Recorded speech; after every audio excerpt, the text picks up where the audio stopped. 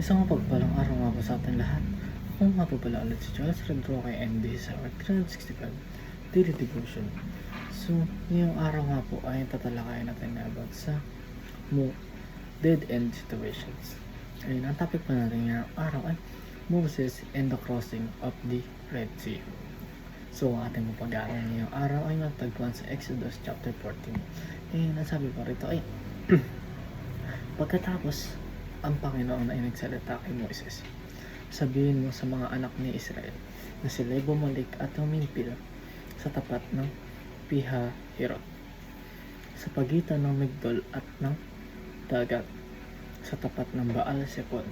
Sa tapat niya, yun kayo hihimpil sa tabi ng dagat, sapagkat sasabihin ng Paraon tungkol sa mga anak ni Israel, nagkabuhol-buhol sila na sa lupain, sila'y nakukulong ng ilang. Aking papatigasin ang puso ng Paraon at kanyang hahabulin sila. Ako ay pararangalan sa pamamagitan ng Paraon at sa lahat ng kanyang hukbo. Malalaman ng mga Ehipsyo na ako ang Panginoon at gayon ang kanilang ginawa. So, ang unang katuroan pa natin ngayong araw ay doubt increases during dead end situations.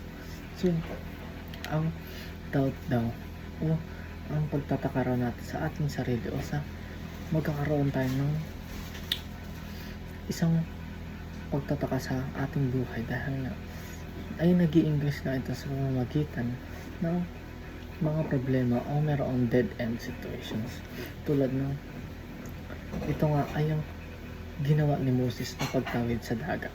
Nagkaroon nga sila ng doubt dahil nga ito nga ay isang dead end situation. Nagtataka sila kung talaga ba matatawid nila ang dagat na ito at nang sila ba'y makakatawid na ligtas nung hindi mo naman nila namamalayan na meron pala silang Panginoon na kasama.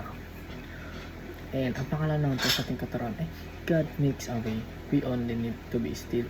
So ito nga yung sinasabi ko kanina dahil nga nagdadoubt tayo sa ating sarili and nagdadoubt tayo dahil nga meron tayong kinakaharap na problema. Hindi natin alam na ang ating Panginoon pala ay kasama natin sa ating buhay. At siya pala ay ang gagawa ng daan para sa atin upang ma-overcome natin ang problema na tinatahak natin. At ang kailangan lang natin gawin ay manatili sa Kanya. So, ang last naman po sa ating katuruan ay God transforms our minds to fit new environments.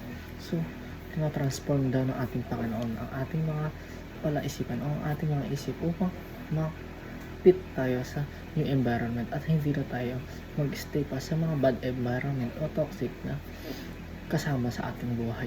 So kung mananatili lang tayo sa isang bad environment ay hindi tayo mag-grow, ay hindi tayo mananatili dahil nga alam natin na ang mga kasama natin ay malayo sa ating Panginoon at ito ay yung bad environment. So ang ating Panginoon, tinatransform tayo upang magbigyan tayo ng new role at mapit tayo sa new environment at ito ay yung makapiling ang ating Panginoon. So yun lang po, dito na po magtatapos. Thank you.